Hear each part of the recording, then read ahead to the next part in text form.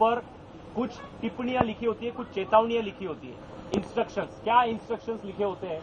हम लोगों ने 96 में कोलगेट नाम की कंपनी के ऊपर 150 पिटिशंस डाले थे और 150 पिटिशंस हम लोग जीते थे। 150 पिटिशन। ये कंपनी क्या बोलती है कि इसके अंदर ये दांतों की सड़न को रोकता है और मुंह की बदबू को रोकता है। मुंह की बदबू और दांतों की सड़न जो होती है, ये मेडिकल लैंग्वेज में एक रोग है जिसको पाइलेरिया कहते हैं। अगर ये पाइलेरिया रोग है तो ये विदाउट प्रिस्क्रिप्शन बिकना नहीं चाहिए, मगर ये विदाउट प्रिस्क्रिप्शन बिकता है और एड में दिखाते हैं इतना सारा यूज करो। अब अमेरिका में क्या चेतावनी लिखी होती है ये मैं आपको बता रहा हूं। अमेरिका के पाउच के ऊपर चेतावनी लिखी होती है, मटर के दाने के इतना आपको यूज करना है, मटर के दाने के इतना। और अगर 6 साल से कम उम्र के बच्चे ये पेप्सोडेंट करे तो वो किसी पेरेंट्स के, मतलब अपने पिताजी या किसी दादाजी के ही, अपने माता पिता के ही इंस्ट्रक्शन में इसको पेस्ट करे, वरना न करे। और 2 साल से कम उम्र के बच्चे तो करे ही ना। अगर ये एक्सीडेंटली पेट में चला जाता है, पेप्सोडेंट, कोलगेट या सिबा का कोई भी, तो इमीडिएटली आपको डॉक्टर से कांटेक्ट करना है। ये अमेरिका में चेतावनी होती है। मतलब उनके जो बच्चे हैं वो बच्चे और हमारे बच्चे बच्चे नहीं। ये षड्यंत्र हमारे देश में चल रहा है दोस्तों। और ये आपके मुंह की जो लार बनाती है, जो सारे एंजाइम्स बनाती है, पेट में जो सारे रोगों से लड़ने वाली चीजें बनाती है, ये सबको खत्म करता है। और ये लोग क्या बोलते हैं कि मंजन जो है उससे आपके दांत बराबर साफ नहीं होते। मुझे आप बताइए, पहले हमारे लोग कोयला होता था या राख होती थी, उसमें नमक डालकर, गोबरी की जो कंडे से बनती थी उसमें नमक डालकर उससे ही करते थे, या दतून करते थे। उससे बहुत अच्छी लार बनती थी मुंह में, उसकी कोशिकाएं खत्म नहीं होती थी। मगर सिर्फ इनके आइटम्स बिके, ये कंपनियों के माल बिके, इसलिए आप सबको बोला कि आपके मंजन में नमक है। और अब कोलगेट नमक वाला आ रहा है। पहले ऐड आती थी आपके मंजन में नमक, और अब कोलगेट में नमक डाल के साल्टेड नमक का कोलगेट बेचा जाता है कि विदेशी कंपनियां हमारे देश से पैसा उधर ले जाने के लिए ये सारा, और आपको रोग लाने के लिए ये सारी चीजें कर रही है। तो ये पहला सूत्र क्या हुआ? सुबह उठते ही पानी पीना है, लार वाला, लार को थूके ना, और तंबाकू को उठका सब बंद। ठीक है, उसके ऊपर मैं आगे बना लूं। दूसरा सूत्र मैं आपको बताता हूँ। दूसरा सूत्र क्या है कि जैसे ही सूरज आपके प्रदेश में उगता है, अब आप ध्यान रखना सुबह से क्या क्या आपको फॉलो करना है। अगर आप डॉक्टरों से मुक्त रहना चाहते हैं, रोगों से मुक्त रहना चाहते हैं, उसके लिए मैं ये सूत्र बता रहा हूँ। दूसरा सूत्र है कि जैसे ही सूरज आपके प्रदेश में उगता है, मान लो आप मुंबई में रहते हैं, मुंबई में 7 बजे सूरज उगता है, तो उगते ही 4 घंटे के अंदर आपको भोजन कर लेना है। 4 घंटे के अंदर, मान लो 7 बजे अगर सूरज उगता है तो 11 बजे के अंदर आपको भरपेट भोजन, मैं नाश्ता नहीं कह रहा हूं, भरपेट भोजन, नाश्ता बंद करना है। नाश्ता हमारे देश में कभी भी नहीं रहा। हम लोग खेत में जाते थे, कोई भी काम करते थे तो हमारे पेट में हम लोग भरपेट खाना खाकर जाते थे। अब क्यों करना है उसका मैं ये आप सूत्र ध्यान में रखिए। भोजन हमको 4 घंटे के अंदर करना है जहां पर भी हम है, ये दूसरा सूत्र है। अब क्यों करना है उसका मैं साइंटिफिक रीजन बता रहा हूं, साइंस बता रहा हूं, उसके पीछे का विज्ञान बता रहा हूं। हमारे पेट में जैसे ही अनाज जाता है, हमारे पेट में आमाशय है। आमाशय मतलब जठर, ये जठर में खाना पचता है। अब जैसे ही पेट में अनाज जाता है, भगवान ने हमारे शरीर में एक चीज की है जिसको कहते हैं जठर अग्नि। ये जठर अग्नि क्या करती है? जैसे ही पेट में अनाज गया वो भड़कना शुरू होती है। अब हमारे जठर अग्नि का और सूरज की अग्नि का आपस में संबंध है।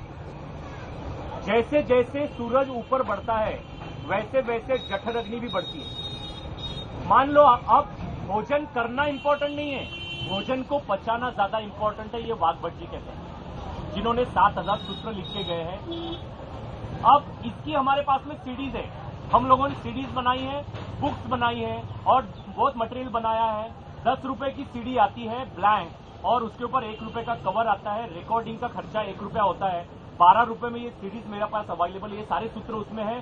बुक है 10 रुपए की, ये सूत्र भी है। मेरा धंधा नहीं है ये सब, मेरी इनकम लाखों रुपए। मैं प्रोफेसर हूँ मुंबई यूनिवर्सिटी में, मैं कमाने के लिए चीज नहीं करता हूँ। मुझे पता है कि मैं अगर कोलगेट जैसी बड़ी कंपनियों के खिलाफ अगर बोलूंगा, मैं अगर बड़ी सत्ताओं के खिलाफ बोलूंगा तो कोई भी मुझे तुरंत गोली मार देगा। यहाँ पे 20-20 हजार रुपए के लिए भी लोग एक दूसरे की जान लेने के लिए तैयार है, मगर उसकी परवाह न करते हुए हम लोग देश को बचाने के लिए काम कर रहे हैं। दूसरा सूत्र मैं आपको बता रहा हूं कि जठरअग्नि, जैसे ही सूरज बढ़ेगा वैसे वैसे जठरअग्नि बढ़ेगी और आपका अनाज पचते जाएगा। सूरज ऊपर आया 1 बज गया, अभी हम लोग क्या कर रहे हैं, सुबह थोड़ा सा नाश्ता करते हैं और फिर 1 बजे खाना खाते हैं। जैसे जैसे सूरज पश्चिम की तरफ जाता है डूबने के लिए, जठरअग्नि वैसे वैसे मंद होते जाती है, तो हमारा अनाज पचता नहीं है, वो सड़ता है। अब जो है दूसरा सूत्र समझ गया क्यों खाना है, क्योंकि जठरअग्नि उतने देर तक तीव्र रहती है। और आप देखेंगे दुनिया का हर जानवर जहां पर सूरज उगता है वहां पर हर जानवर सुबह उठते ही खाता है, चाहे वो गधा हो, बैल हो, भैंस हो, बकरी हो, सुबह उठते ही खाते हैं, भरपेट खाते हैं। चिड़िया देखो सुबह उठते ही दाना खाने के लिए उड़ जाती है ना। गाय भी भरपेट खाती है, सब लोग खाते हैं, पर हम ही लोग नहीं खाते। ये दूसरा सूत्र है। अब तीसरा सूत्र मैं बता रहा हूं। तीसरा सूत्र क्या है कि तीसरा सूत्र है कि खाने के तुरंत बाद या खाना खाते समय पानी ना पिए। क्यों ना पिए, अब ये मैं बता रहा हूं आपको। ये तीसरा सूत्र ध्यान रखिए, खाना खाने के तुरंत बाद या खाना खाते समय पानी नहीं पीना है। अब क्यों नहीं पीना उसका साइंस मैं आपको बताता हूं। जैसी जठरअग्नि आपकी भड़की, मान लो आपने लोटा लिया और पानी पी लिया, है ना, तो वो अग्नि क्या हुई, बुझ गई। आपका अनाज पचेगा नहीं, वो सड़ेगा। अब अनाज पचने से क्या बनता है, मान लो आपने पानी नहीं पिया और अनाज अगर पच गया तो क्या होगा और अनाज सड़ने से क्या होगा, ये मैं बता रहा हूं। ठीक है, पानी अगर आपने पी लिया तो अनाज सड़ेगा, वो अग्नि बुझ जाएगी, अनाज सड़ेगा। अब पचेगा तो क्या बनेगा, लहू बनेगा, खून शरीर में। ठीक है, मज्जा बनेगी, स्नायु बनेंगे, हड्डियां बनेंगी, वीर्य बनेगा, रज बनेगा, हड्डियां बनेंगी, है ना, सब बनेगा। अब सड़ेगा तो क्या बनेगा, और मल और मूत्र भी बनता है, ठीक है, पर सड़ेगा तो क्या बनता है, सड़ेगा आपने खाना खाया और खाने के तुरंत बाद पानी पी लिया तो जो अग्नि भड़की थी वो बुझ गई, जठरअग्नि, आपने उसको बुझा दिया। अब वो अनाज सड़ रहा है तो सबसे पहले बनता है कोलेस्ट्रॉल, जिसको मेद कहते हैं हम लोग। ये डॉक्टर के यही रोग बढ़ाता है। कोलेस्ट्रॉल होता है बैड कोलेस्ट्रॉल, ठीक है। फिर एलडीएल होता है, एलडीएल क्या होता है, लो डेंसिटी लिपोप्रोटीन, और एक होता है वीएलडीएल, वीएलडीएल होता है वेरी लो डेंसिटी लिपोप्रोटीन। ये तीन अगर वेरी लो डेंसिटी लिपोप्रोटीन, ये तीन नाम आप ध्यान रखिए, कोलेस्ट्रॉल, एलडीएल, वीएलडीएल, ये तीन अगर बढ़ गए तो डॉक्टर के पास जब आप जाते हैं तो बोलते हैं आपका वीएलडीएल बहुत बढ़ गया, अब आपको कोई बचा नहीं सकता, आप भगवान के ऊपर छोड़ दो। आपको आंखों के सामने अंधकार आ जाएगा, आप गिर जाएंगे, चक्कर आके वहीं पे आपका हार्ट अटैक आएगा, आप फेल हो जाएंगे, आप मर जाएंगे। ठीक है, तो डॉक्टर, तो ये कैसे, अब वो क्यों होता है, जब अनाज नहीं पचता है, ठीक है, अनाज नहीं पच रहा है तो ये चीज बनती है। अब अनाज नहीं पच रहा है तो और कौन से रोग हो रहे हैं, पानी अगर आप पी लेंगे तो खाना खाने के बाद आपको एसिडिटी होगी, अल्सर होगा और इंटेस्टाइन कैंसर होगा, आपकी अतड़ी में अंदर से सड़ जाएंगी। ठीक है, acidity, ulcer, cancer, intestine cancer जिसको कहते हैं, पानी तुरंत पीने से होता है। अब आप बोलेंगे कब पीऊं, पानी नहीं पीना ये तो आपने बोल दिया, मगर कब पिए ये आप बताइए। तो मैं आपको बताता हूं कि पानी आपको पीना है खाना खाने के 1.5 घंटा बाद। जो बहुत मेहनत करते हैं, गाड़ियां चलाते हैं, अब आप में से बहुत ज्यादा लोग बहुत मेहनत करते हैं, तो आप 1 घंटे के बाद ही पी सकते हैं, क्योंकि आपकी जठरअग्नि और ज्यादा तेज, ठीक है, आपके शरीर की बॉडी एक्टिव है, तो आप 1 घंटे के बाद ही पी सकते हैं। मगर जो लोग मेहनत नहीं करते, एक जगह बैठे रहते, उनको 1.5 घंटे के बाद ही पीना है पानी। ठीक है, अब आप बोलेंगे कि मुझे अगर खाना खाने के पहले प्यास लग गई पी सकता हूं क्या, नहीं, खाना खाने के 48 मिनट पहले आप पानी पी लो अगर आपको प्यास लगी है तो, फिर 48 मिनट बाद आप खाना खाओ और उसके 1.5 घंटे बाद पानी पियो। ठीक है, अगर कब पी सकते हैं, और अगर आपको अगर खांसी आ जाए, छींक आ जाए बीच में खाना खाते समय, दाना अटक जाए, तब आप पी सकते हैं पानी, 1 घूंट, पूरा नहीं। फिर आप कब पी सकते हैं कि 2 अनाज खा रहे हैं आप, मान लो आप रोटी खा रहे हैं और चावल खा रहे हैं, ऐसा तो होता नहीं कि चावल खाए से हमारा भोजन हो जाए, तो 4 रोटी खा रहे हैं और आप चावल शुरू कर रहे हैं, तो उसके बीच में आप 1 घूंट पी सकते हैं, और खाना खाने के बाद में आप 1 घूंट पिए तो गला साफ करने के लिए, और वो पी ले, तो आप अगर ये करके देखेंगे आधे से ज्यादा बीमारियां आपके शरीर की ऐसे ठीक हो जाएगी। ठीक है, ये तीसरा सूत्र था। अब मैं चौथा, और आप बोलेंगे कि और कुछ हम पी सकते हैं क्या, तो आप जूस पी सकते हैं, छाछ पी सकते हैं, दूध पी सकते हैं। इन तीनों का अलग अलग समय है। सुबह आप जूस पी सकते हैं, किसी भी फल का रस। दोपहर को अगर आप खा रहे हैं तो छाछ पी सकते हैं, लस्सी पी सकते हैं। रात को दूध पीना है। अब इनका जो टाइमिंग है वो आप चेंज नहीं कर सकते। आप बोलेंगे मैं सुबह दूध पी लूं क्या, बच्चे को दूध पिला दूं क्या सुबह, नहीं। आप बोलेंगे सुबह सुबह तो हम बच्चों को दूध पिलाते हैं, बच्चा जबरदस्ती पीता है। आप बच्चों को जबरदस्ती पिलाते हैं, शरीर में एंजाइम्स ही नहीं बनते दूध पीने के, और अगर पिएंगे तो भी वो शरीर को लगता नहीं है। रात को अगर आप दूध पिलाएंगे बच्चे को और आप भी खुद पिएंगे तो वो दूध लगेगा रात को, ठीक है। और छाछ आप पी सकते, दोपहर को, सवेरे आप रस पी सकते हैं, ये चीज है। अब मैं चौथा सूत्र बता रहा हूं। 3 सूत्र मैंने बताए, फिर से रिपीट करता हूं। सुबह उठते ही आपको पानी पीना है, गुनगुना, या तांबे के लोटे का पानी पीना है या गुनगुना। दूसरा सूत्र, 4 घंटे के अंदर भोजन करना है, सुबह उठते ही शौच से सब निवृत्त होकर स्नान वान करके। और तीसरा सूत्र मैंने बताया, भोजन के तुरंत बाद पानी ना पिए, है ना, वो विष के समान होता है। चौथा सूत्र मैं बता रहा हूं, भोजन करने के तुरंत बाद, मान लो आपने 9 बजे खाना खा लिया और आपने 1.5 घंटा अभी आपको पानी नहीं पीना है, तुरंत बाद आपको आधे घंटे की नींद लेनी है। आप बोलेंगे ये क्या बोल रहे हो, डॉक्टर तो बोलते हैं कि खाना खाने के बाद नहीं सोना, पर आप बोलते हैं सो जाओ। तो मैं आपको विथ रिसर्च बता रहा हूं, आईआईटी के साइंटिस्ट लोगों का ये रिसर्च है, जो हम लोगों ने लेबोरेटरी टेस्ट किया है और कई लोगों के ऊपर एक्सपेरिमेंट किया है कि तुरंत सोने के बाद क्या होता है। पेट में अनाज गया और उसको पचाने के लिए माइंड ने ऑर्डर कर दिया कि भैया इसको पचाना है। पूरा शरीर का खून और पूरा शरीर की स्नायु, पूरा शरीर उसके पीछे लग गया वो भोजन को पचाने के लिए। अब उसको थोड़ा से रेस्ट की जरूरत है, इसलिए आप देखेंगे कि खाना खाते तुरंत आपको झपकी आती है। अगर यहाँ पर अगर आप अभी खाना खाकर आते और मैं अगर ये आपको बताता, तो ये भाई सामने के डुलकियां लेते, ये यहाँ पर बैठे हुए लोग डुलकियां लेते थे, क्योंकि शरीर को उसकी आवश्यकता थी। इसलिए यहाँ पे जो भी भाई ड्राइवर होंगे उनको पता होगा कि खाना खाने के तुरंत बाद आप गाड़ी नहीं चलाते हो, और अगर चलाते भी हो तो आपको झपकी आ जाती है। तो शरीर को उसकी आवश्यकता होती है, और एक बार, और वो 30 मिनट से 40 मिनट तक ही होती है शरीर को आवश्यकता। ये नींद अगर आपने ले ली, दुनिया की कोई भी ताकत आपको रोग नहीं, ये हो सकता, कोई रोग आ ही नहीं सकते आप। ये इतनी इंपॉर्टेंट है, स्ट्रेस हो नहीं सकता शरीर में, आपको स्ट्रेस बढ़ नहीं सकता, ये बहुत इंपॉर्टेंट है, ठीक है। अब आप बोलेंगे ऐसा कहीं पे हो रहा है क्या, मैं आपको जर्मनी की बात बताता हूँ। जर्मनी में कई कंपनियों में क्या है कि खाना खाने के लंच टाइम होने हो गया, उसके बाद में 30 मिनट की उनको छुट्टी होती है, जहां पे वो बैठे हैं वहीं पर वो सो जाते हैं 30 मिनट के बाद। इससे क्या हुआ, प्रोडक्टिविटी बढ़ गई। हमारे गुड़गांव में हुआ, गुड़गांव में क्या हुआ कि वहां की जो कंपनी है, वहां के लोगों को उन्होंने खाना खाने के बाद 30 मिनट कंपलसरी सोने को बोला। ये सोने के बाद में उनका प्रोडक्शन बढ़ गया, लोगों की काम करने की क्षमता बढ़ गई, लोग और अच्छा काम कर रहे हैं, विदाउट स्ट्रेस काम कर रहे हैं, उनको तनाव नहीं है, ये हो गया। और इसके ऊपर करोड़ों रुपए खर्च करके उन्होंने ये जर्मनी और दूसरे देशों में ये किया है। हमारे देश के साइंटिस्ट लोगों ने तो 3000 साल पहले बोल दिया कि खाना खाने के बाद 30 मिनट कम से कम आपने सोना चाहिए, मगर हम पैसे के पीछे इतना घूम रहे हैं कि हम लोग 30 मिनट सो ही नहीं सकते। मैं तो बोलता हूँ गाड़ी रोक दो और 30 मिनट बढ़िया सो लो भैया, कोई भी काम हो, कुछ भी हो, कोई अगर करो। और आप अगर पोरबंदर जाएंगे, आप राजकोट जाएंगे, आप करोड़ों रुपए ब्रीफकेस में लेके खड़े रहो, भैया मैं आया हूं, तो वो आदमी बोलेगा आपको, दुकानदार, कि अभी मैं घर गया हूं सोने के लिए, 4 बजे आना, नींद लेके आऊंगा तब।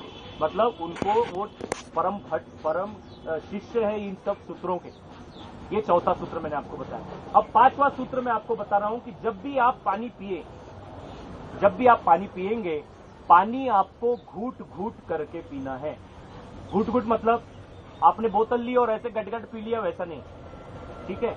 पानी मुंह में रखो, थोड़ा देर मुंह में घुमाओ, एक थोड़ा सा लिया, मुंह में घुमाओ, और फिर वो लार उसके साथ टिप करके मुंह में जानी चाहिए, ठीक है। इससे क्या होगा, इससे ये होगा कि जिन लोगों का मोटापा है, बहुत ज्यादा मोटा हो गए वो लोग, उन लोगों का शरीर कम होना शुरू होगा धीरे धीरे।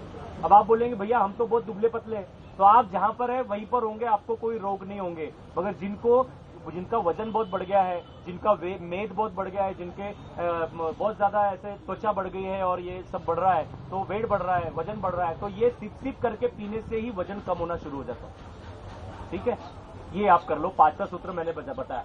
6वां सूत्र मैं आपको बता रहा हूं कि खाना जब आपने पकाया, खाना पकाते समय उसको हवा का स्पर्श, नेचुरल जो हवा है ना अपनी, हवा का स्पर्श और सूरज की किरणों का स्पर्श होना चाहिए। हवा का स्पर्श। अब आप देखो कि हमारे जो पहले के किचन हुआ करते थे गांव में, वो घर के बाहर होते थे या खिड़की के पास होते थे, तो उसको हवा लगती थी या फिर सूरज की किरणें भी लगती थी। अब क्यों? कि अब देखो हमारे घर में ये सूत्र है कि हवा का स्पर्श हो खाना बनाते समय और किरणों का स्पर्श हो सूरज की। ये वाला 6वां सूत्र मैं आपको बता रहा हूं। अब क्यों बताना है वो उसका मैं साइंटिफिक रीजन बता रहा हूं क्यों करना है। अब हमारे घर में ऐसे कौन से बर्तन हैं कि जिसमें सूरज का स्पर्श और हवा का स्पर्श नहीं होता? सबसे पहले कुकर बनाती है ना कंपनियां। कुकर हमारे देश में आ गया और वो भी एल्यूमिनियम का। एल्यूमिनियम एक बॉक्साइट से बनता है, बॉक्साइट से निकलता है एल्यूमिनियम। बॉक्साइट एक खनिज होता है। अंग्रेजों ने क्या किया हमारे देश में कि एक अंग्रेज हमारे देश में घूम रहा है, उसका पहले मैं थोड़ा सा बताता हूं। 1835 में ये बहुत होनहार अंग्रेज था और ये सबसे ज्यादा भारत में घुमा है। इसका नाम क्या है? इसका नाम है टी.बी. मैकॉले। ये शिक्षा शास्त्री है, अंग्रेजों ने भेजा। 17 साल हमारे देश में कश्मीर से कन्याकुमारी तक घुमा है। ये क्या बोलता है कि मैं इस देश में घूम रहा हूं, I travel in this country but I never seen a beggar. मतलब मैं इस देश में घूम रहा हूं, मैंने एक भी भिखारी नहीं देखा, मैंने एक भी ऐसा व्यक्ति नहीं देखा 17 साल में कि जो बेकार है, बेरोजगार है। वो अपने बुक में लिख रहा है, अंग्रेजों को, अपने ऑफिसर को बता रहा है। और मैंने इस देश में इतना धन देखा, मानो कि सोने के ऐसे ढेर लगे हो, अनाज के ढेर लगे हो, वैसे सोने के ढेर लगे होते हैं। इतना अमीर ये भारत देश है। तो इस देश को अगर खत्म करना है तो सबसे पहले इस देश के गुरुकुलों को खत्म करना है।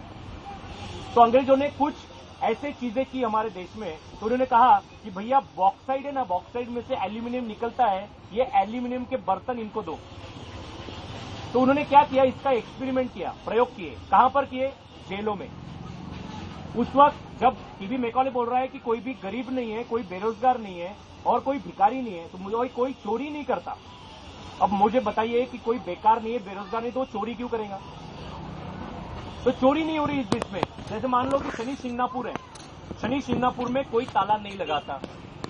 वो तो डर के मारे नहीं लगाते कि शनि महाराज हम ऊपर क्रोधित हो जाएंगे। पर ऐसे कई गांव हुआ करते थे हमारे देश में जहां पर वो एक गाना आपने सुना है कि जहां किसी द्वार पर, किसी नगर पर कोई न ताला डाले, और प्रेम की बंसी जहां बजाता आए शाम सवेरा, वो भारत देश है मेरा।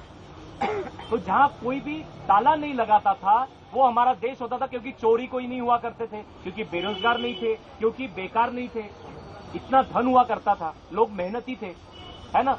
तो इन्होंने क्या किया कि हमारे जो जेल हुआ करते थे, इन जेल के ऊपर एक एक्सपेरिमेंट किया कि यहाँ पर एल्यूमिनियम के बर्तन लोगों को खाना खाने के लिए दो। आज भी जेल में एल्यूमिनियम के बर्तन दिए जाते हैं। एल्यूमिनियम सबसे खराब बर्तन है दुनिया के, जिसमें खाना खाने से दमा होता है, अस्थमा होता है, ब्रोंकाइटिस होता है और टीबी होता है। अब टीबी की दवा नहीं है, टीबी जल्दी ठीक नहीं होता, मरता ही है लोग। ठीक है, कितने भी लोग बोले कि हमारे पास में दवा है, मगर वो उसकी दवा नहीं। तो इन्होंने, अंग्रेजों ने ये टीबी हो जाए सब लोगों को, ताकि वो जेल से ना भागे। और फिर हमारे पास में एक लिस्ट है कि कितने क्रांतिकारी टीबी से मरे। तो जेल में फिर कौन हुआ करते थे? क्रांतिकारी। वो भी अंग्रेजों के विरोध में काम करते थे। वो तात्या टोपे हुआ करते थे, वो खुदीराम बोस हुआ करते थे, वो चंद्रशेखर आजाद हुआ करते थे, मौलाना आजाद हुआ करते थे, या और कोई हुआ करते थे। तो इन क्रांतिकारियों को मारने के लिए अंग्रेजों ने क्या किया? एल्यूमिनियम के बर्तनों में खाना देना शुरू किया। अब वो एल्यूमिनियम के बर्तन हमारे घर में आ गए कुकर के रूप में। मैं सूत्र आपको क्या बता रहा हूं कि भोजन को पकाते समय हवा का स्पर्श हो और सूरज की किरणों का स्पर्श हो, ये मैं आपको बता रहा हूं। पर ऐसे कौन से बर्तन हमारे घर में आ गए हैं, मैं बता रहा हूं कि वो है एल्यूमिनियम के कुकर और एल्यूमिनियम के बर्तन। अब इसमें क्या हो गया, एक सीटी दे दी। हम लोगों ने IIT के 4 साइंटिस्टों को लगाया कि कुकर में भोजन पकता है या क्या होता है, इसका हमको बताइए। तो पता चला कि एल्यूमिनियम के इस कुकर में भोजन करने से 103 प्रकार की बीमारियां होती हैं, 103 प्रकार की। अब हमारे शरीर में, आपने, हमारे देश में क्या हो गया ना कि पैसा बहुत कमाना है, इसलिए हमको समय बचाना है, तो कुकर में जल्दी पक जाता है, इसलिए कुकर हम घर में लेके आ गए। पर आपको बताऊं मैं, आपको सुनकर आश्चर्य होगा, कुकर में अनाज पकता नहीं, वो गलता है। पकना और गलने में क्या फर्क है? आप बोलेंगे मदन भाई क्या बकवास करते हो आप, कि आप पकता नहीं बोलते, हम तो पका हुआ अनाज खाते हैं, मगर वो पकता नहीं है, वो गलता है। गलना क्या है कि उसके अंदर के सारे विटामिन खत्म हो जाए, उसको कहते हैं गलना, और उसमें के विटामिन बच जाए, उसको कहते हैं पकना। अब सूत्र क्या है कि अनाज को पकाते समय उसको हवा का स्पर्श लग जाए और गिरने लगे, तो हम लोग क्या करते थे, जब हम लोग थाली में, उसमें गंज में बनाते थे, छोटे से बर्तन में, तो हम लोग थोड़ी सी उसमें की, उसके ऊपर की प्लेट निकाल कर रखते थे, है ना, तो उसकी भाप निकलती थी और उसमें से उसको सूरज का स्पर्श और हवा का स्पर्श लगता था। तो क्या होता था कि अब मान लो ये जितने विटामिन की जरूरत हमको है शरीर के लिए, 18 विटामिन होते हैं, आयरन, सिलिकॉन, ये सारी चीजें होती है, ठीक है, एल्यूमिनियम, ये सब जमीन में होते हैं। अब जमीन में से 18 न्यूट्रिएंट्स वो दाने में आए, जड़ में से दाने में आए, और तुअर की दाल मान लो, तुअर की दाल में 18 न्यूट्रिएंट्स आ गए, तुअर की दाल हम घर में लेकर आ गए। अब इस तुअर की दाल को लाकर हम लोगों ने कुकर में रख दिया, 6 मिनट में पका दिया। वाघ भट्ट जी कहते हैं इन सूत्रों में कि जितना समय 6 महीने तुअर की दाल को पकने के लिए लगता है उसमें विटामिन आने के लिए, वो विटामिन आपने लाए तो एन एवरेज 6 महीने पकने के लिए लगा, उतना ही समय, थोड़ा समय उसको पकने के लिए हमारे घर में लगना चाहिए था, मगर हमने जल्दी खाना इसलिए क्या किया, 6 मिनट में पका लिया। अब ये 6 मिनट में वो गल गए, वो पके नहीं, उसमें के विटामिन उसके भाप के साथ में उड़ गए, हवा के साथ में। जो सीटी लगाई ना, वो सबसे भयंकर।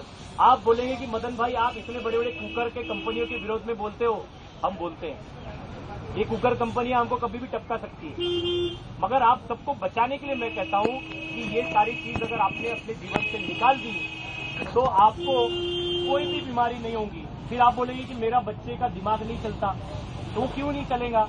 क्यों चलेगा भाई?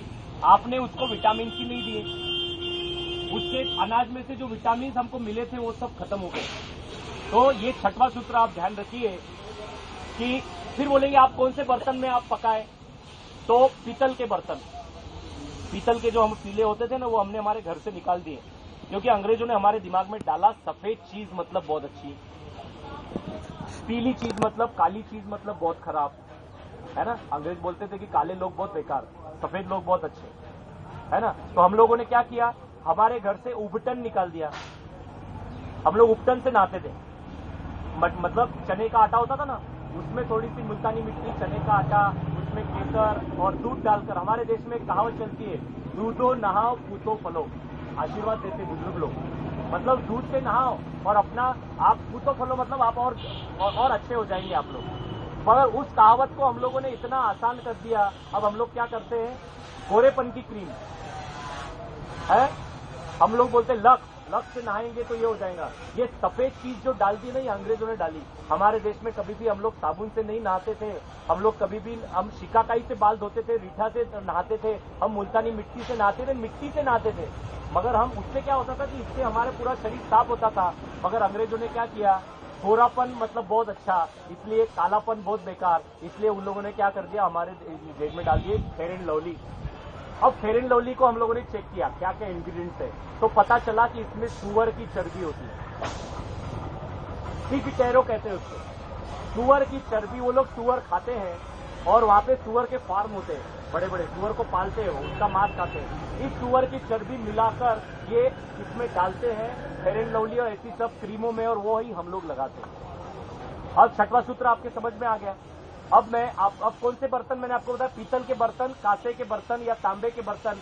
सबसे अच्छा बर्तन मिट्टी का, जिसमें आप खाना पकाए तो सारे विटामिन और सारे न्यूट्रिएंट्स आपको मिलते हैं, ठीक है, मिट्टी के बर्तन। ये बर्तन सब आ गए जब हमारे देश में ना, एल्यूमिनियम के कुकर ये सब, तो हमारे कुम्हार भाई खत्म हो गए।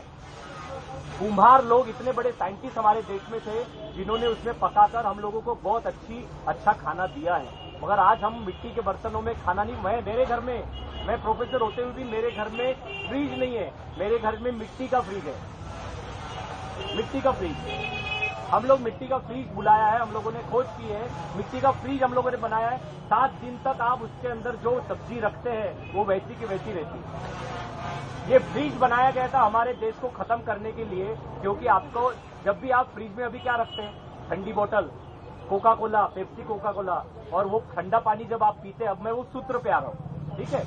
ये फ्रीज ने क्या किया, 7वां सूत्र है, 10 सूत्र मैं आपको बताने वाला हूं, जो 10 सूत्र पालन, और बहुत ही कम समय में, क्योंकि मुझे भी वैसे भी लेट हो गए हैं और मुझे भी एक जगह पहुंचना है दूसरे लेक्चर के लिए।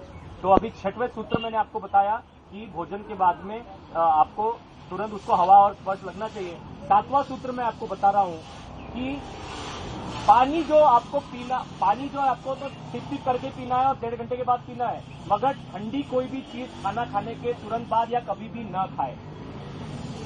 ये 7वां सूत्र है, मतलब ठंडा पानी न पिए, आइसक्रीम न खाए, कुल्फी न खाए खाना खाने के बाद और उसके बाद भी। अब आप बोलेंगे क्यों, ऐसा क्यों बोलते हैं आप, तो उसका मैं साइंटिफिक रीजन बता रहा हूं आपको। अब शरीर में जो भी चीज जाती है उसका टेम्परेचर होता है, ठीक है।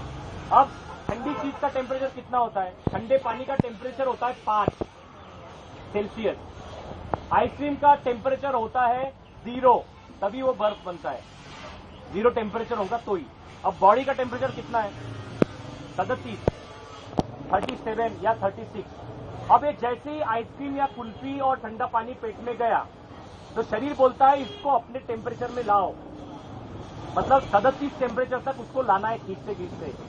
तो पूरे शरीर का ब्लड जो है ना उस आइसक्रीम को अपने टेम्परेचर में लाने के लिए लग गया, धीरे धीरे धीरे धीरे ला रहा है 36 तक। अब उसकी कैपेसिटी है शरीर की, शरीर के ब्लड की, खून की, कि वो बॉडी में टेम्परेचर मेंटेन करता है। अब ये वो ब्लड जो है ना हार्ट में से जाता है, शरीर में का ब्लड जो है हार्ट में से प्यूरिफाई होके जाता है, ठीक है। आपको पता नहीं होगा पर मैं बताता हूँ कि पूरा शरीर में का जितना भी ब्लड जाता है वो हार्ट से पूरी प्यूरिफाई होके दूसरे धमनी से निकलता है। अब आपने क्या किया, आइसक्रीम खा ली, ब्लड का काम बढ़ गया, पूरा ब्लड उसको गर्म करने के पीछे लग गया, अब उसका काम बढ़ गया। मान लो आप 100 किलो का एक बोरा उठा सकते हो, आपके उस शरीर के ऊपर मैंने 200 किलो का बोझा रख दिया तो आप गिर जाओगे, मर जाओगे, आप उठा नहीं सकते। वैसे ही आपने जैसे आइसक्रीम या ठंडी चीज पेट में डाल दी, ब्लड का काम बढ़ गया, ये ब्लड का काम बढ़ गया, नसों का काम बढ़ गया, हार्ट में से ये प्यूरिफाई होके जाने वाला है, हार्ट का काम बढ़ गया, उसकी पंपिंग बढ़ गई, तो आपको हार्ट अटैक आने ही वाला है। तो हार्ट अटैक आने का सबसे बड़ा कारण क्या है, ठंडी चीजें खाना। कोई लोग नहीं खाते, सिर्फ मॉडर्नाइजेशन के नाम पर हम लोग आइसक्रीम खाना खाने के बाद में बफे में जाते हैं, कुल्फी खाते हैं और आइसक्रीम खाते हैं। मैं इसको बफे का खाना नहीं बोलता हूँ, इसको मैं बुफेलो का खाना बोलता हूँ। बुफेलो मतलब भैंस का खाना होता है ये। तो हम सब भैंस का खाना खा रहे हैं, हम लोग आइसक्रीम खा रहे हैं, ये आइसक्रीम और ठंडी चीजें और ठंडा पानी पीना बंद। 8वां सूत्र मैं बता रहा हूं आपको, भोजन जब भी आप करें वो जमीन पर बैठकर करें। जमीन पर बैठकर मतलब पालथी मारकर बैठना है आपको, सुखासन में, ठीक है। और आपको मैंने एक सूत्र बताया था कि भोजन के बाद में आपको सोना है, उसमें वो आप बोलेंगे कि सोना कैसे है। विष्णु भगवान की एक आपने पोजीशन देखी होंगी, ऐसी एक फोटो है उनका और पूरे पैर दबा रही है मां लक्ष्मी, ठीक है। इसको वामकुक्षी अवस्था कहते हैं, है ना। लेफ्ट साइड में आपको सोना है ऐसे, भोजन के तुरंत बाद आधा घंटा, ठीक है। ये सूत्र आप रखिए। अब मैंने आपको बताया कि पानी नहीं पीना है, ठीक है। अगला सूत्र मैं आपको बता रहा हूं, 8वां सूत्र, की जमीन पर बैठकर ही खाना खाना है। जमीन पर बैठकर क्यों, हमारे घर में डाइनिंग टेबल्स आ गए, जो लोग मेहनत ज्यादा नहीं करते उनको जमीन पर बैठकर सुखासन में पालथी मारकर खाना है। ये क्यों, अब हम 2 पैर वाले जानवर हैं और एक 4 पैर वाले जानवर होते हैं, ठीक है। तो 4 पैर वाले जानवरों का सेंटर पॉइंट अलग होता है और 2 पैर वाले जानवरों का, मतलब हमारा मानव का सेंटर पॉइंट अलग होता है, वो होती है नाभि। जैसे ही आप खाना खाते हैं तो उसका जो पूरा टेम्परेचर होता है या उसके एंजाइम्स होते हैं, उसमें से मिलने वाले विटामिन होते हैं, वो डिवाइड होते हैं समान अंतर में। समानांतर डिवाइड होंगे। सब तरफ जो भी चीज हमको खाना खाते समय मिलती है, वो एंजाइम्स मिलते हैं, वो सब समानांतर डिवाइड होते हैं, फैलते हैं पालथी मारकर बैठने के लिए। मगर जैसे ही आपने खड़े होकर खाना खाया, ये बराबर नहीं मिलते, डाइनिंग टेबल पे बराबर नहीं मिलते। अब आप बोलेंगे डाइनिंग टेबल हमारे घर पे आ गया, उसका क्या करें? डाइनिंग टेबल की हमको कभी जरूरत नहीं थी, क्योंकि हम सब तो कैसे भी पालथी मारकर कैसे भी बैठ सकते हैं। अच्छा, जो लोग ज्यादा मेहनत करते हैं वो कौन से आसन में बैठकर खाना खाना चाहिए? वो उकड़ू आसन। अब आप बोलेंगे उकड़ू आसन क्या होता है? उकड़ू आसन होता है जब आप दूध निकालते हैं गाय का, तो कैसे बैठते हैं यहां पर बर्तन लेकर, वो होता है उकड़ू आसन। मैं खुद योगा रिसर्च में काम करता हूं। उकड़ू आसन में जो ज्यादा मेहनत करते हैं, मैंने देखा है, बहुत भारी सामान उठाते हैं या बंडी धोते हैं या बंडी चलाते हैं, हाथ बंडी, तो पता चला कि वो लोग उकड़ू आसन में ऐसा हाथ में लेकर खाना खाते हैं, बहुत सारे लोग। तो वो उनके लिए जरूरी है। और हम सब लोग जो ज्यादा मेहनत नहीं करते, उन्होंने पालथी मारकर आसन लेकर थोड़े ऊंचाई पर भोजन रखकर ही खाना खाना है, क्योंकि जो भी चीज मिलेंगी नाभि सेंटर पॉइंट होने के कारण वो इक्वली डिवाइड होती है, मतलब समानांतर में वो फैलती है। ये सूत्र समझ गया। अब डाइनिंग टेबल पे क्यों नहीं? डाइनिंग टेबल की हमको जरूरत नहीं थी हमारे घर में, ये अंग्रेजों ने हमारे देश में लाया, क्योंकि अंग्रेजों के जो ये जॉइंट्स होते हैं वो आसनों में ऐसे बैठ ही नहीं सकते नीचे। आप किसी भी एक अंग्रेज का नाम मुझे बता दीजिए जो सुखासन में बैठ गया, वज्रासन में बैठ गया या उकड़ू आसन में बैठ गया 1 घंटा या 10 मिनट या 20 मिनट, वो बैठ ही नहीं सकते, क्योंकि ठंड के कारण उनके सारे जो जॉइंट्स होते हैं वो अकड़ जाते हैं। उनका यहाँ का जो लुब्रिकेंट होता है, ऑयल होता है, वो खत्म हो जाता है, इसलिए उनको बैठने की जरूरत है चेयर्स के ऊपर, और वो खाते हैं। अब आप बोलेंगे मेरे घर डाइनिंग टेबल आ गया तो क्या करूं? तो मैं आप उसमें से बोलता हूं कि चेयर के ऊपर आप सुखासन में बैठ जाओ, ऐसी पूरी पालथी मारकर, और आप भोजन कर सकते हैं। ये सूत्र मैंने आपको बता दिया। अब 9वां सूत्र मैं आपको बताता हूं, भोजन का समय निश्चित कर लीजिए। जैसे ही आपने 4 घंटे, जो मैंने आपको सूत्र बताया, 4 घंटे के अंदर भोजन कर लेना है, आप देखेंगे कि जब आपने 4 घंटे के अंदर भोजन कर लिया, बराबर 8 घंटे के बाद आपको भूख लगेगी। मान लो आपने 9 बजे खाना खा लिया, तो 9 से 8 घंटा आप समझ लीजिए 5 बज जाता है, मतलब सूरज ढलने के पहले। क्यों? क्योंकि सूरज ढलने के पहले आपको भोजन करना है, क्योंकि जो जठर अग्नि थी सूरज के ढलते ढलते ढलते ढलते वो भी कम हो रही है, उसकी आग भी कम हो रही है, तो वो आपके अंदर का भोजन पचाएंगी नहीं, वो सड़ाएंगी। इसलिए आप देखेंगे कि जो जानवर हमारे देश के हैं, जहाँ पे सूरज उगता है, वो सूरज ढलने के बाद में खाना नहीं खाते, वो सूरज ढलते ढलते खा लेते। फिर आप बोलेंगे मुझे भूख लगी तो रात को तो दूध पीकर सो जाओ। रात में दूध बहुत अच्छा होता है। खाने का समय आप निश्चित कर लीजिए, ठीक है? ये सूत्र समझ गया? मतलब सूरज ढलने के पहले पहले आप भोजन कर लो। अब मैं 10वां और आखिरी सूत्र आपको बता रहा हूं कि आपको वात रोग जो होते हैं ना, वात, पित्त, कफ, इन तीनों से बढ़ते हैं दुनिया के सब, इनको मैनेज करना और उनको बराबर रखना सम प्रमाण में, न उनको बढ़ने देना न कम होने देना, इसी को कहते हैं रोगों से दूर रहना। तो आप बोलेंगे अभी तो मैं यंग हूं, क्या रोगों से डरना है, सब खाओ सब पियो, तो मैं आपको कहता हूं भाइयों, आप अगर स्वस्थ रहेंगे तो देश के काम आएंगे। आज देश को काम है आप सब लोगों का, बहुत जरूरी है। देश में ऐसी सिचुएशन है, मैं आपको बताता हूं कि इस देश में 6 रुपए भी रोज के जिनको नहीं मिलते, ऐसे करोड़ों लोग हैं। इतनी गरीबी आज भी हमारे देश में है कि ये गरीबी, आपको बताऊं कि बुंदेलखंड में एक कार्यक्रम के लिए गया था, वहां पर चारा खिलाने वाले लोग हैं, मतलब गवली लोग हैं, यादव वंशी लोग ज्यादा है, वो चारा चराते हैं बड़े बड़े घरों के जानवरों को लेकर, उसी पे उनका पेट चलता है। मैंने एक भाई को पूछा कि 8 महीने तो चारा होता है, मगर 4 महीने नहीं होता, तो 4 महीने तो ये अपने अपने घरों में बंद जाते हैं, सूखा अनाज खाते हैं। 4 महीने गर्मी के सीजन में आप क्या खाते हो ये बताओ? मुझे इतना बुरा लगा उस दिन, उस भाई ने मेरे देश के कहा कि मदन भाई, 8 महीने तक हम गोबर में बिना पचा हुआ जो ज्वारी, गेहूं, दाल, चावल होता है, वो हम गोबर में से निकालते हैं, जमा करते हैं, और 4 महीने उसी को सुखा के खाते हैं उबाल कर। इतनी गरीबी हमारे देश में आज भी 67 साल के बाद है। 30 करोड़ लोग बेरोजगार है, पढ़े लिखे। मेरा भाई अगर इंजीनियर हो जाता है, मैं अगर रोजगार डिपार्टमेंट को पत्र लिखता हूं, आप लिखिए राइट टू इन्फॉर्मेशन में, और उनको पूछिए सूचना के अधिकार में कि मेरा भाई इंजीनियर हो गया है, मेरा भाई प्रोफेसर हो गया है, मेरा भाई ग्रेजुएट हो गया है, नौकरी चाहिए, तो अगले 30 साल तक किसी को भी नौकरियां नहीं है। गवर्नमेंट 30 करोड़ लोग पढ़े लिखे इस देश में घूम रहे हैं काम के लिए, और 6 रुपए भी रोज नहीं कमाते। वो 40 करोड़ लोग हैं, 80 करोड़ लोग बीमारियों से लड़ रहे हैं।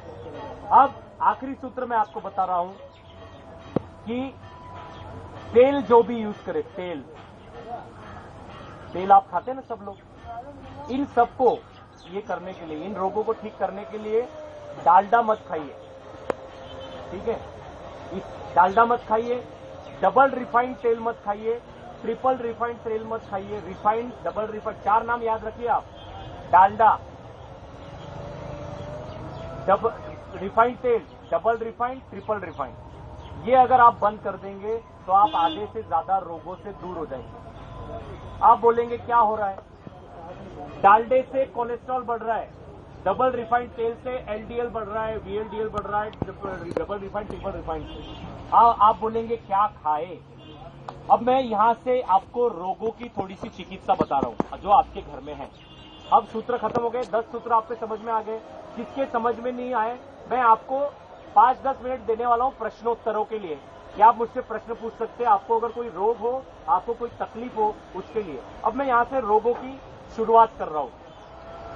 हार्ट के अगर कोई पेशेंट है तो तुरंत क्या करना है?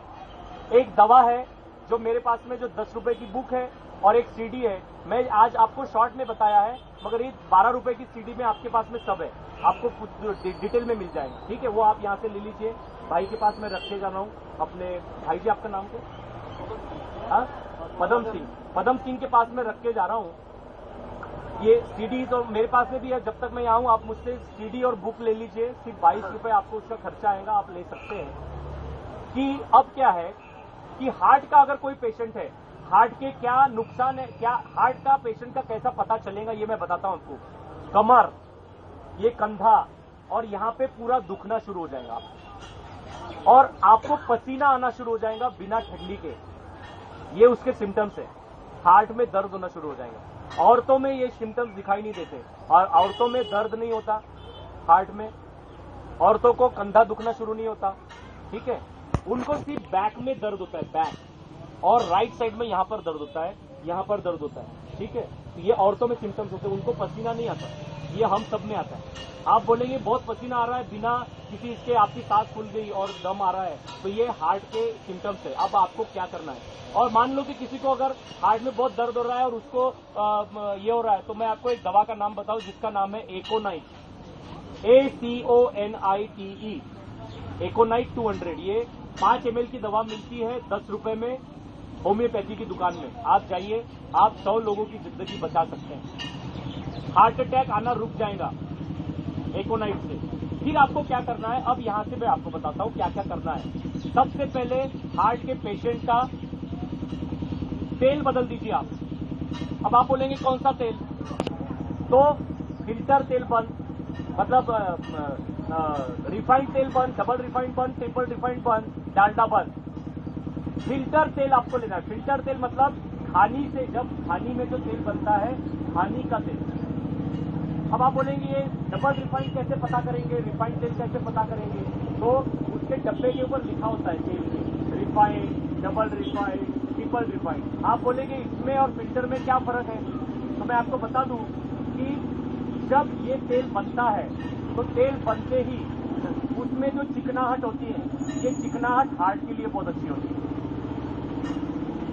हार्ट का प्रॉब्लम, ब्रेन हैमरेज का प्रॉब्लम, लीवर डैमेज का प्रॉब्लम, किडनी डैमेज का प्रॉब्लम, ऐसा तेल जब आप खाते हैं डबल रिफाइंड, ट्रिपल रिफाइंड, उससे ही बढ़ते हैं। तो जैसे ही आपने फिल्टर तेल खाया तो आपको क्या मिला?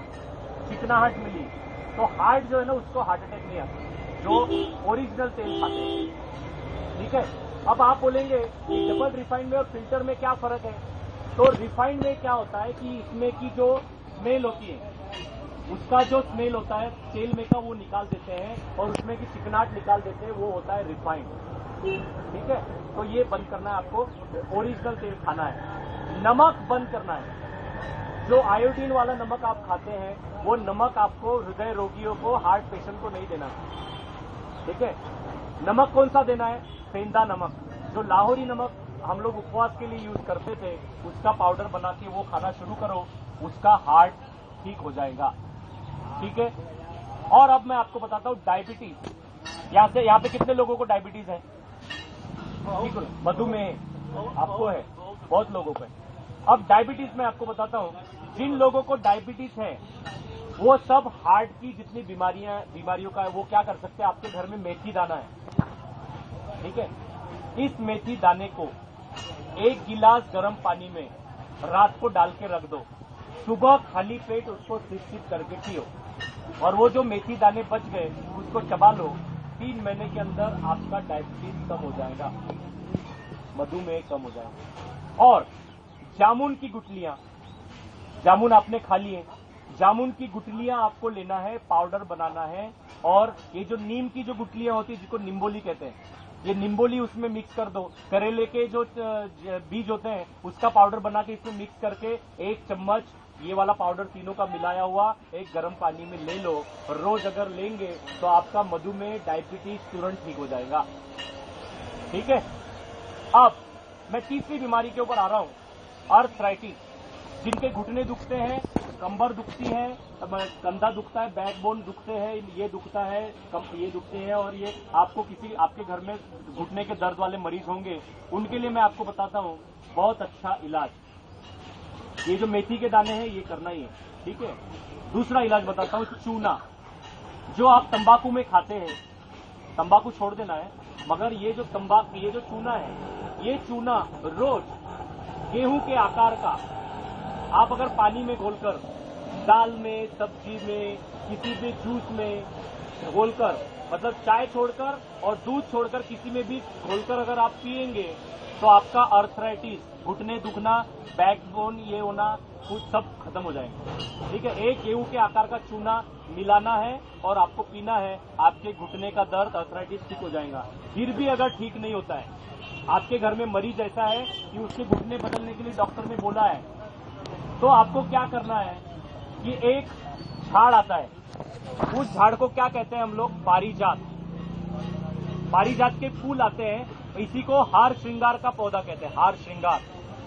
इसके कैसा होता है? इसके पत्ते ऐसे त्रिकोणी होते हैं और कांटेदार होते हैं, और उसको बहुत सुंदर खुशबूदार फूल लगते हैं, रात रानी भी कहते हैं। उसके फूल क्या होते हैं? फूल सफेद होते हैं, पंखुड़ियां, और ऑरेंज कलर, केसरी कलर की उसकी डंडी होती है। ठीक है, इसको आपको क्या करना है? इसके पत्ते लेना है 7, और इन 7 पत्तों को चटनी बनानी है, और इस चटनी को रात को गर्म पानी में उबालना है 1 गिलास, और आधा गिलास हो जाए इतना उबालो, और उसको ऐसे मरीज को सुबह उठते ही दे दो खाली पेट। तुरंत 3 महीने के अंदर आप मुझे फोन करेंगे कि घुटने बदलने की आपको कोई जरूरत नहीं पड़ेगी, डॉक्टर फेल हो जाएंगे। ठीक है, ये एक्सक्लूसिव है। इसके साथ आपको चूना लेने की और मेथी दाना लेने की जरूरत नहीं पड़ेगी। सिर्फ ये पत्तों को चटनी बनाकर ही उबालकर अगर आप आधा गिलास पी लेंगे तो आपको अच्छे से अच्छा आर्थराइटिस ठीक हो जाएगा। सर्दी खांसी है तो आप अदरक का रस निकाल लीजिए, उसको गर्म करो, ठंडा होने के बाद शहद डालो, और शहद डालते ही उसको पी लो, सिप करके 1 चम्मच 2 चम्मच, तो पता चलेगा आपकी सर्दी खांसी दूसरे दिन चली गई। टॉन्सिल्स हो गए बच्चों को, डॉक्टर कहते हैं टॉन्सिल्स निकाल दो, टॉन्सिल्स कभी मत निकालो। टॉन्सिल्स के लिए मैं तुरंत आपको बताता हूं कि हल्दी जो होती है, हल्दी एक आधा चम्मच लो, जितनी अंदर तक जाती है अंदर तक डालो, और मुंह बंद कर लो, अपनी लार के साथ धीरे धीरे उसको जाने दो। लार के साथ, ये जो लार बनती है ना मुंह में, धीरे धीरे उसको बोलो कि इसको गिड़को, अच्छे से अच्छा टॉन्सिल्स ठीक हो जाएगा, अच्छे से अच्छा ये सारी चीजें ठीक हो जाएंगी। और ये चूना आप किसके लिए यूज कर सकते हैं? जिनको बच्चे नहीं होते, मान लो इनफर्टिलिटी की प्रॉब्लम होगी, बहुत सालों से बच्चा नहीं हो रहा किसी को, यही अगर आप चूना रोज देंगे एक गेहूं के दाने के इतना, तो आपको बच्चे होना शुरू हो जाएंगे। और अगर अब ये कैसा हो रहा है कि हमारे देश में एक षड्यंत्र चल रहा है, नमक बंद कर दो जिनको बच्चा नहीं होता। ये जो आयोडीन युक्त नमक चल रहा है ना, ये बंद कर दो। इसको दानेदार बनाने के लिए हमारे देश में क्या डाला जाता है, एक आयोडीन, ठीक है, और दूसरा डाला जाता है एल्यूमिनियम सिलिकिन। एल्यूमिनियम सिलिकिन और आयोडीन जब मिलते हैं तो बच्चे होना बंद हो जाते हैं। आयोडीन अगर ज्यादा प्रमाण में हो गया, हम लोगों ने एक टेस्ट की, कई लोगों को, जिन लोगों को बच्चे नहीं हो रहे थे, कोई प्रॉब्लम नहीं था, उनको बहुत अच्छे से औरत में भी ओवल्यूशन हो रहा था और इनके भी शुक्राणु बन रहे थे, मगर पता चला कि इनके अंदर आयोडीन का प्रमाण ज्यादा बढ़ गया तो बच्चे नहीं हो रहे। तो जैसे ही हम लोगों ने नमक बदलना बंद कर दिया और चूना का खाना शुरू करने के लिए बोला, उनको बच्चे हो गए। तो जिनको बच्चे नहीं हो रहे उनको क्या करना है, ये समुद्री नमक बंद, एल्यूमिनियम वाला नमक बंद, आयोडीन वाला नमक बंद, सेंधा नमक खाना शुरू करो और चूना, तो बच्चे होना शुरू हो जाएंगे। अब ये जो मैंने आपको सबको बोला, ये सब मेरी कार में एक सीडी रखी हुई है।